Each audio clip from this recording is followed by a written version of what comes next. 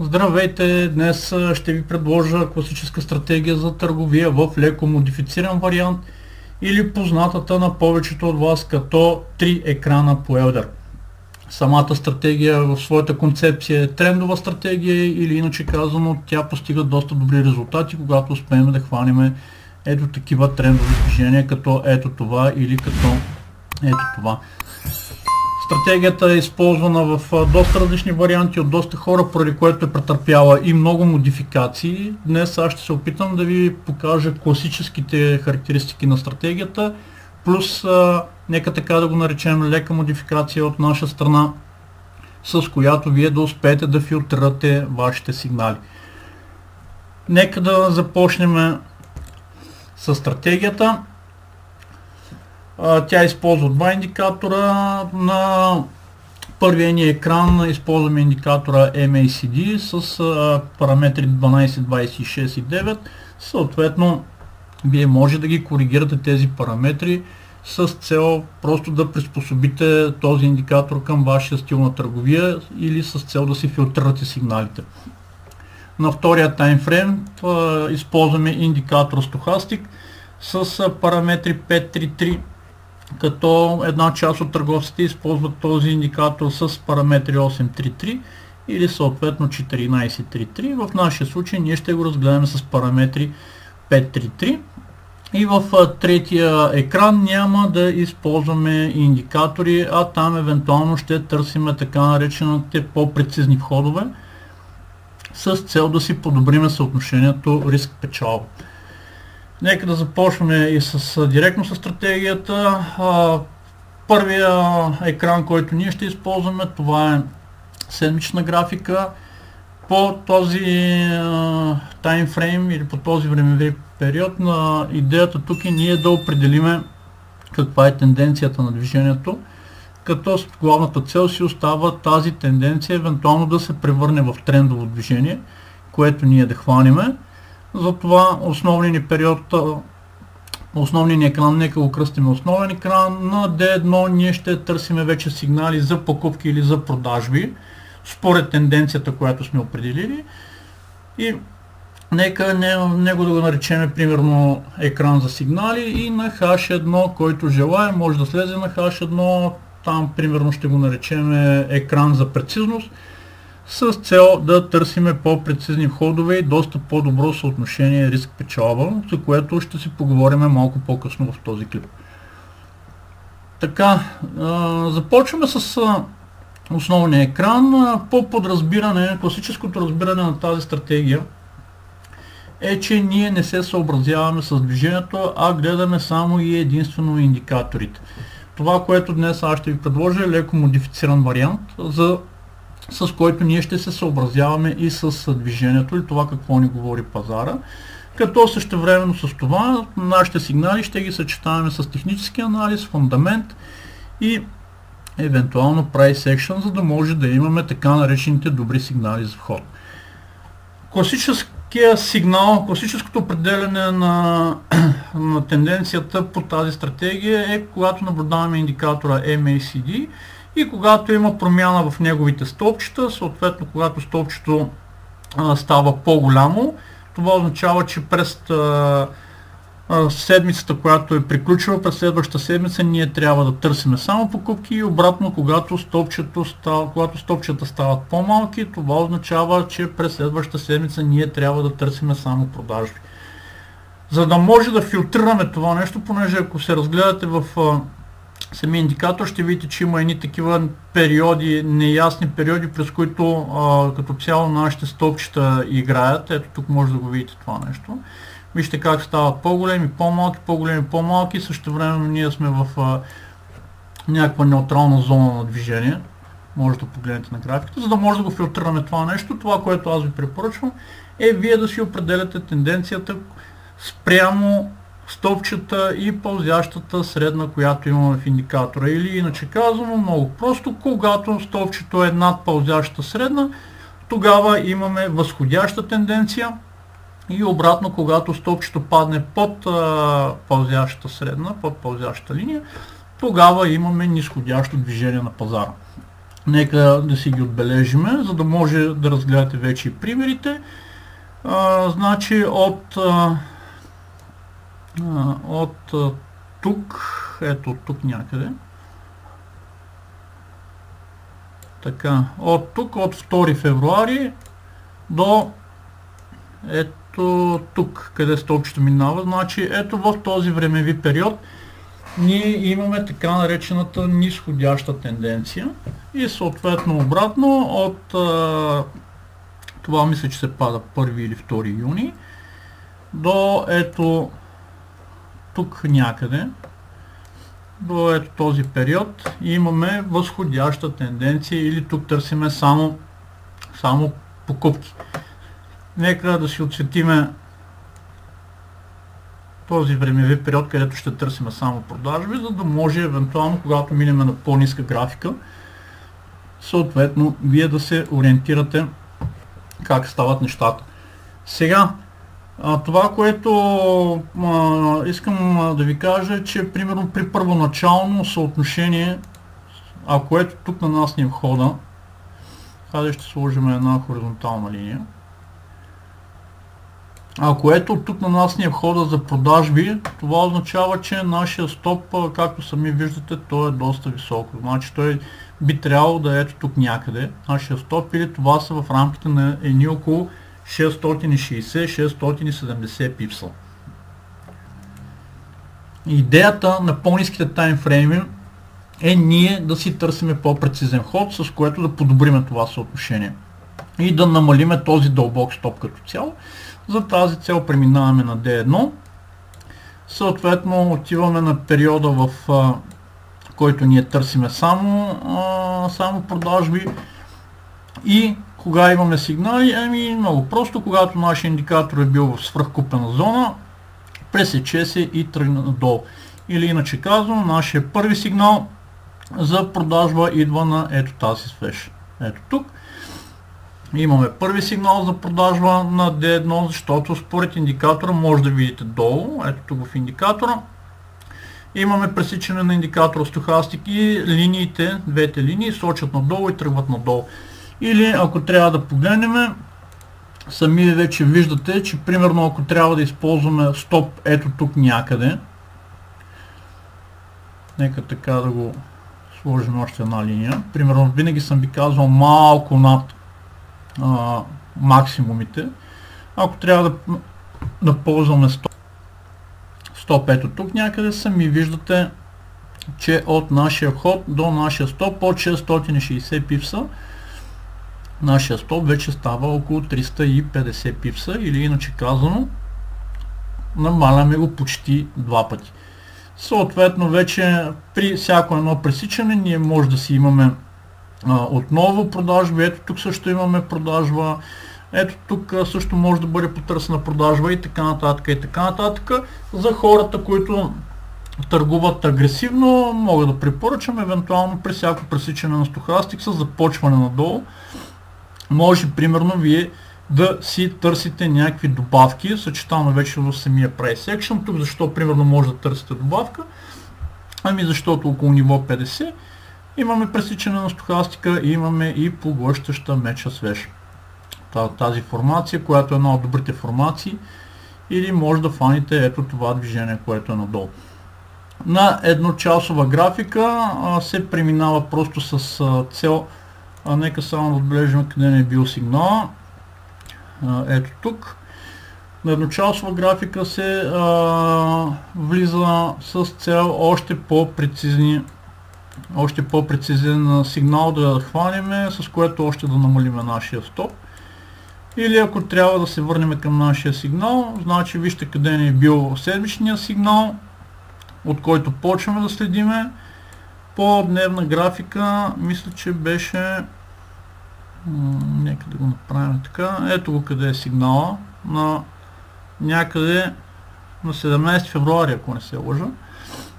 На 17 февруари по часова графика вие може още да си коригирате като цяло влизането в позиция, понеже ако трябва да се върнем на D1, нека така да го обясним, значи на D1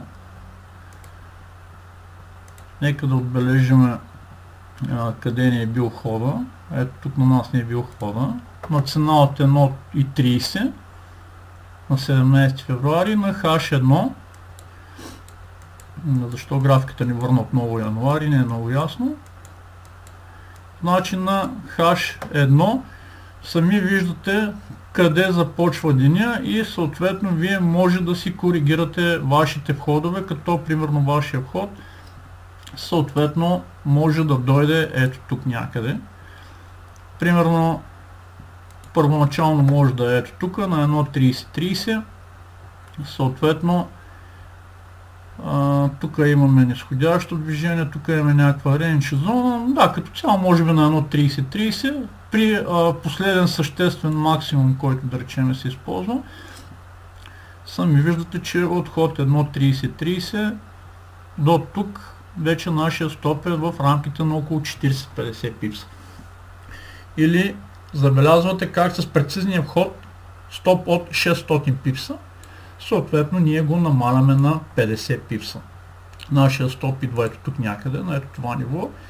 И от тук нататък вече ние започваме да следиме нисходящо движение, като съответно тази процедура се повтаря всеки път за всеки един ход, когато имаме. Съответно, ето в такива моменти ние имаме и така наречения перфектен ход. Ето имаме силна импулсна свеж, пресичане на индикатора и сами виждате, че от тук до най-добрата точка ние правиме едни около 1400-1500 пипса. Грубо казано, или за любителите на резултатите, това означава, че в рамките на около 2 седмици, грубо, ето това движение продължава около 2 седмици, за 2 седмици при стандартна сметка с един стандартен лот, това движение ще ви донесе печалба някъде около 14-15 хиляди долара. Все пак говорим за стандартен лот. Предполагам, много от вас не търгуват с стандартни лотове, с доста по-малко обем, но дори с обем в рамките на 0,1, това движение на вас ще ви донесе печалба в порядъка на 1400 долара. Грубо казано. Или иначе казано, за около 2 седмици вие съвсем спокойно тук ще разработите около 3 месечни минимални работни заплати за България. Продължаваме по-нататък, само да разгледаме набързо пример. Следващия пример, който ние имаме, идва ето тук при ето този сигнал. Не, този го разгледахме. Ето тук, не, това не е тук. Ето на тази свеж, индикатора преминава надолу. Този сигнал ние няма да го вземем за продажба. Защо няма да го вземем за продажба? Защото аз винаги съм ви казал, ви гледайте какво се случва или какво се е случило след това силно движение, което ние имаме. Имаме един доста хубав натиск на купувачите. Виждате, че почти 50% от движението е било върнато, след което съответно ние имаме и някаква зона на неяснота, има някаква битка, която се води, все пак сме на дневна графика, образуване на така наречените доджета, или може би ако трябва да бъдем малко по-прецизни, може и някакви пин-барове да са, сега не е от толкова важно значение, но тази зона не е добра. След хубаво движение виждаме възходящо движение, виждаме и някаква яснота, затова този сигнал е хубаво вие да го пропуснете. Винаги съм ви казвал, гледайте, съчетавайте какво се случва, какво ви говори цената, защото ако търгувате едно към едно, ето тук, вие примерно може и да вземете някаква минимална печалба в рамките на около 50 пипса, но може и да излезете на загуба. Ето тук отново имаме сигнал, този сигнал може също да бъде взет, но ако правилно тълкувате нещата, би трябвало да го пропуснете този сигнал. Защо трябва да го пропуснете този сигнал? Въпреки че имаме поглъщаща свеж, вижте самия индикатор, той все още е в зона на свръхпокупки. И ето тук някъде вече ние преминаваме тази зона с насоченост на индикатора, но както аз съм ви казал, вижте, че като цяло, въпреки че нямаме горни сенки, фитили, чертички или както вие го казвате, имаме долна реакция на тези две свещи и съответно ние сме и във възходяща тенденция или във възходяща модел на развитие. Това нещо, което вече вие ще видите, понеже съм ви казал ето къде е минимум, ето къде е максимум, ето къде е следващия минимум, ето къде е следващия максимум, имаме покачващи максимуми, покачващи минимуми, или това е технически модел за възходяща тенденция. Сега да търсите покупки при положение, че на основния ни таймфрейм ние сме за продажби, няма логика, не е много уместно това нещо да става. Ето тук вече при този сигнал нещата стоят малко по-различно като цяло, защото това нещо, което вие ще видите, е ето този двоен връх. Тук и тук имате двоен връх. Имате вече пресичане, това по-скоро е сигнал за добавка по стратегията, не основен сигнал, понеже не сме били в зона на свръхкупен пазар. Но като цяло вие може да го вземете с таргет ето тук някъде около 200 пипса и сами виждате, че този таргет ще бъде реализиран. Всичкото това нещо се повтаря, ето тук отново имаме някаква добавка, внимавайте вече с тази добавка, която може да направите, защото ето тук имаме образуване на някаква нова зона или образно казано, вече по тактиката T сред S може да ви се наложи да пропуснете това нещо. Съответно за по-прецизни ходове, аз ви казах на H1 влизате, разглеждате ги тези неща. Нека сега да преминем и в няколко примера да погледнем и с покупки. Значи след тенденцията, която сме имали за покупките, само да изтриеме ценичките, тук да ни пречат. Така, тази линия също ще махнем. След нисходяща тенденция, която сме имали, нека да махнем и тези линии. От 1 юни ли е това? Да, от 1 юни ние имаме по нашата стратегия с това, което аз ви казах, изчакайте да видите преминаването на стълба над пълзяща средна, ние имаме възходяща тенденция. Или от тук до ето този момент ние трябва да търсим само покупки. Съответно връщаме се на D1. Много лесно вече може да се ориентираме, понеже ние сме отсветили нашата графика. Ето вижте от къде започват нашите покупки. Първият сигнал, който имаме за покупка, идва на ето тази свеж. На ето тази свеж. Виждате, нашия индикатор има пресичане и ето тук ние имаме и вече визуално долу преди стохастик забелязваме това нещо, как индикаторите тръгват нагоре.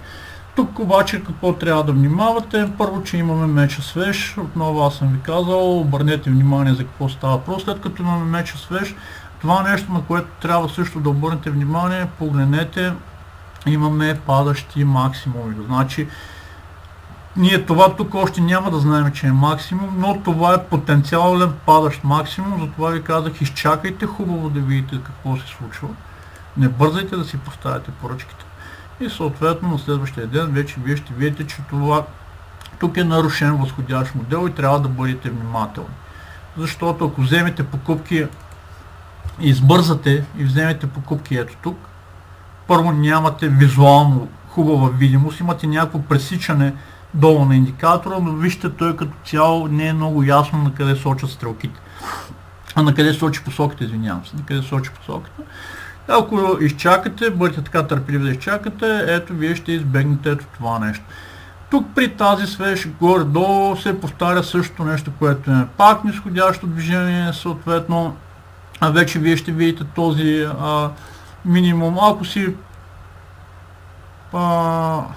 продължите вашата тренд линия, понеже това още няма да се вижда, вашата тренд линия, трябва да обърнете внимание, че това тук може да имате реакция на тази тренд линия.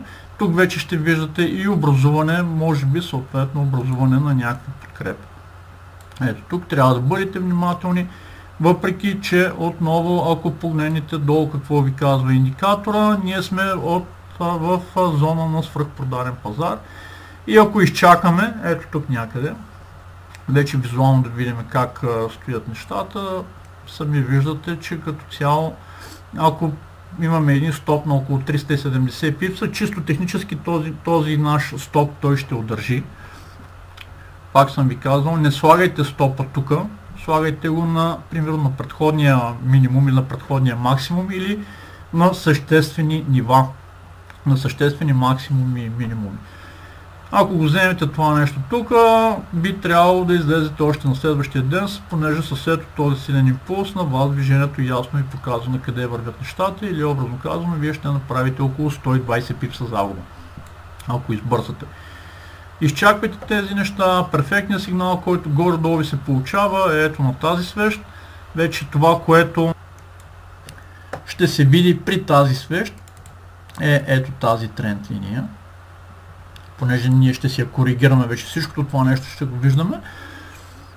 Какво имаме? Ами имаме пресичане на индикатора, сигнала, който не е класическия сигнал по тази стратегия.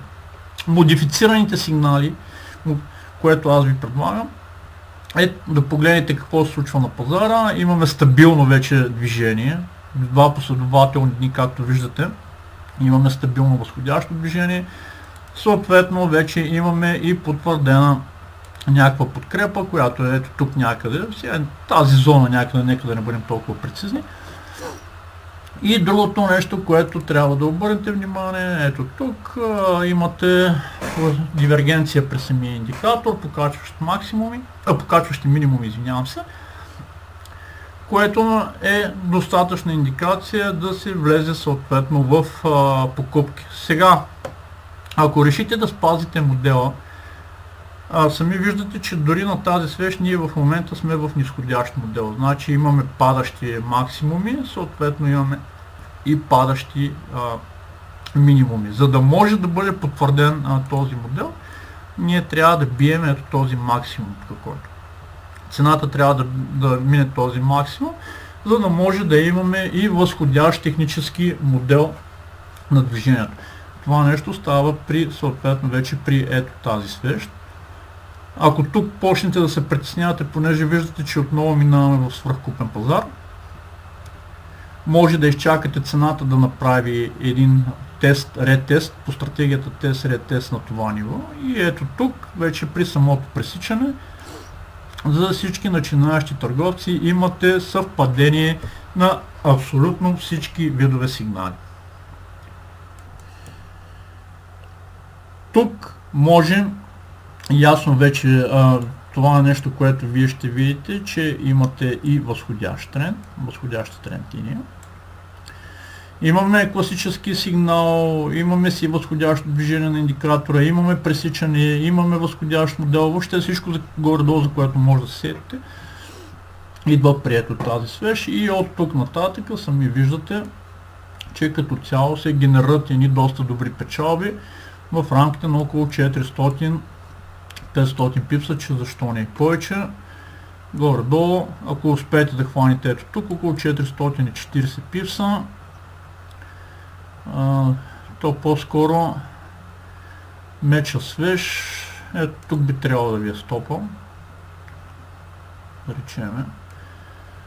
Или при този сигнал, при перфектния сигнал вие ще хваните 620 пипса, ако имате повече опит, ще хваните една печалба в размер на около 880 пипса. Сами виждате, че тази стратегия като цяло е доста добра. Нека само да изтрием повечето неща, за да стане малко по-чиста графиката. Това, което исках да ви кажа е, че примерно при едно влизане ето тук, това е било на 21 юли. На 21 юли, ако трябва да търсим по-прецизен ход на H1, 21 юли, къде сме си го отбелязали?